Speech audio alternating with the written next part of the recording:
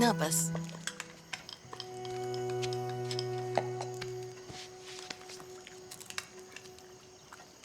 તે કઈ ખાધું? ના, મને ભૂખ નથી. હું પછી ખાઈ લઈશ. શાલિની, જો તું નહીં ખાય ને તો બસ કરો હવે. તમારી સલાહથી છે ને કોઈને હવે ત્રાસ ન આપતા. બીજા કોઈના કામમાં ફાચર ના પાડે ત્યાં સુધી એને ઊંઘ નથી આવતી, ખબર છે ને?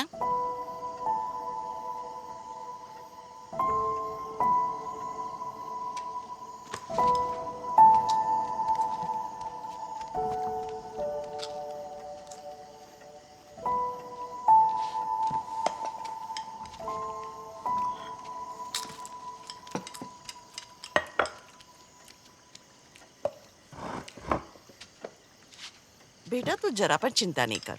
એ 1.5 વર્ષનો હતો ને ત્યારે એના પપ્પા ગલ્ફ ગયા હતા. 8 વર્ષ પછી પાછા આવ્યા. એમને હાર્ટનો પ્રોબ્લેમ હતો. 5 વર્ષ સુધી એમણે દવા લીધી, પણ એને લીધે એમની કિડની ખરાબ થવા લાગી. જ્યારે સોમન 9 વર્ષનો હતો ત્યારે એ રોજ સ્કૂલે નહોતો જતો, પણ એમનું ધ્યાન રાખવા હોસ્પિટલમાં જતો હતો. એમની સાથે રહી શકે એટલા માટે. એ નહોતો ચાહતો કે એ કોઈના માટે બોજો બને, અને એટલા માટે જ એ આવો માથા ફરેલ છે.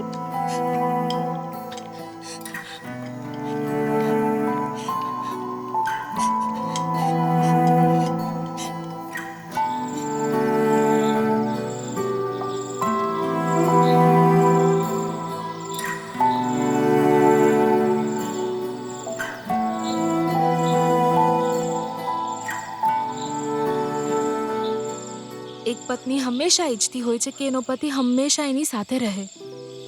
મને નથી ખબર કે કેટલી પત્નીઓ મારા જેટલી લકી હશે, પણ એ તો છે કે આપણી દીકરી જન્મી ત્યારે હંમેશા તમે મારી પડખે હતા.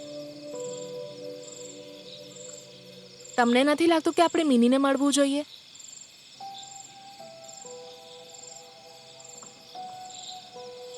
ચાલ હમણાં જ જઈએ.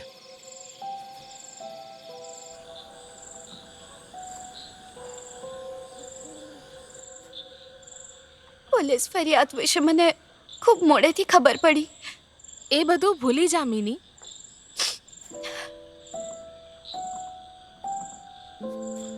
એમનો તાવ અચાનક વધી ગયો હતો.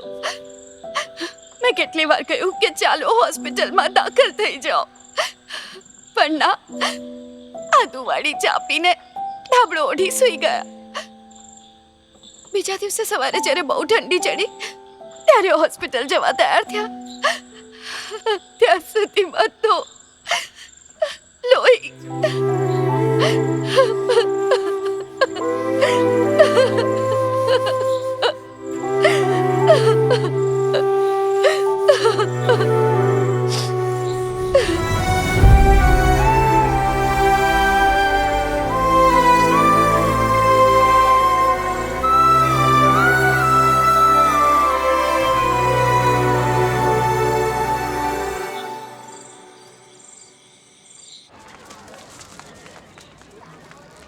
મેમ, હેપી બર્થડે બેટા. Thank you ma'am.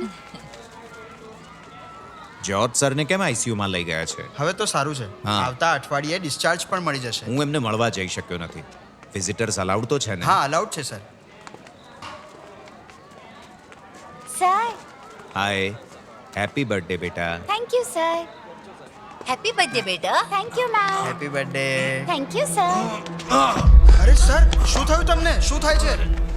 Sir, sir બોલો તો ખરા, શું થયું? એ સરને અચાનક શું થઈ ગયું છે? અરે આ છોકરી શું કરી રહી છે? મને બધું આવડે છે. આ સાહેબને શું થઈ ગયું અચાનક?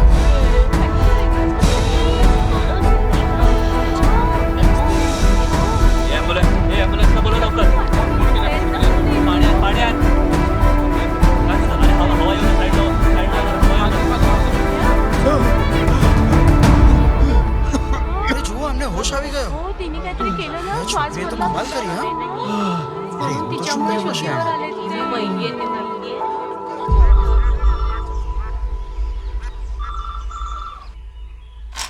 હેલો, હું ઇન્ડિયાની મમ્મી બોલું છું. ઓકે ઠીક છે ઓકે હું કહી દઈશ એમને સોમન ક્યાં છે મમ્મી બહાર ખેતરમાં છે. શું થયું?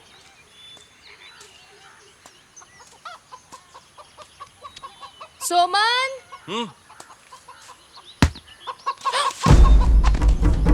મમ્મી સોમન શું થયું આંખો ખોલો સોમન આંખો ખોલો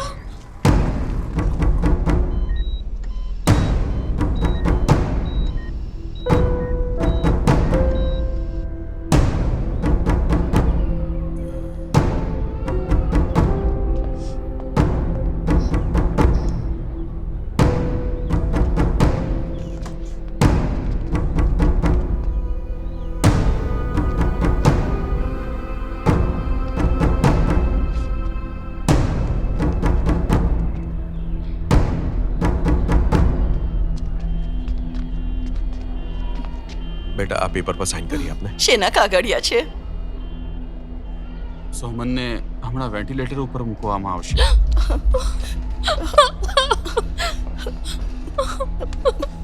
દીકરીનો 10મો જન્મદિવસ છે. અરે હે ભગવાન, આ શું થઈ ગયું આજે?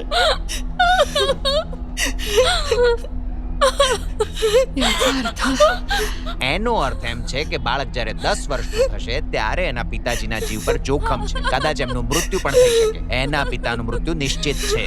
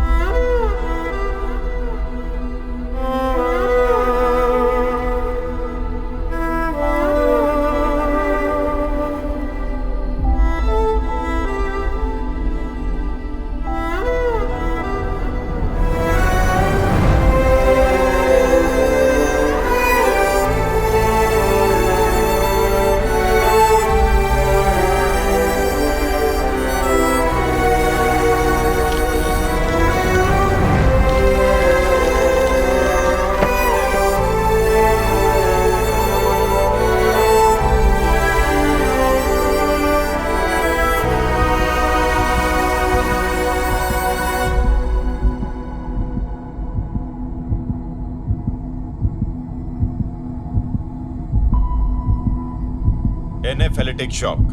જે સમજાય એવું બોલો ને. જ્યારે પેશન્ટ આવ્યો ત્યારે એને દુખાવો હતો. હા. ડાયક્લોફેનાક નામની એક પેઇન કિલર છે. હા. એને ઇન્જેક્શનના રૂપમાં આપવામાં આવે છે, પણ એને કોઈ નવા ડોક્ટરે આપી છે. એ પણ ટેસ્ટ ડોઝ વગર આપી. એટલે શું? નસમાં મસલની દવા આપવામાં આવી છે. ઓહ, MBBS પાસ કર્યા વગર કોઈ પૈસાની લાલચમાં આવીને ડોક્ટર આવું કામ કરે એમાં કોઈ આશ્ચર્ય નથી. આ બહુ ખરાબ થયું. આ તો બહુ ભયંકર પરિણામ છે. પણ હવે કરીશું શું?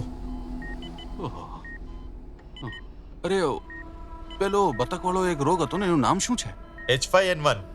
બર્ડ ફ્લૂ ને? હું સમજી ગયો છું. આ જ વાત બોલવાની છે. આને બર્ડ ફ્લૂ થયો. બસ મારી સાથે રહેજે, બાકી હું જોઈ લઈશ. પણ એના માટે તો વાયરોલોજીની લેબમાંથી રિપોર્ટ જોઈશે ને. ઓહ, આટલા નાનકડા ગામમાં કોઈ પણ કાગળિયા વગર આટલી મોટી હોસ્પિટલ ઊભી કરી દીધી છે. તો શું એક નાનો રિપોર્ટ ના બનાવી શકું કે? મેં સુરન છું, સર્ટિફિકેટ બનાવી દે કે બર્ડ ફ્લૂથી મર્યો છે. સાંભળ, બર્ડ ફ્લૂથી આનું ભયાનક મૃત્યુ થયેલું છે, અને જો એના પરિવારવાળાના રૂવાટા ઊભા થઈ જશે, અને સાચું કહું છું, લોકો ડરી પણ જશે. મજા આવશે. ચાલ આવો.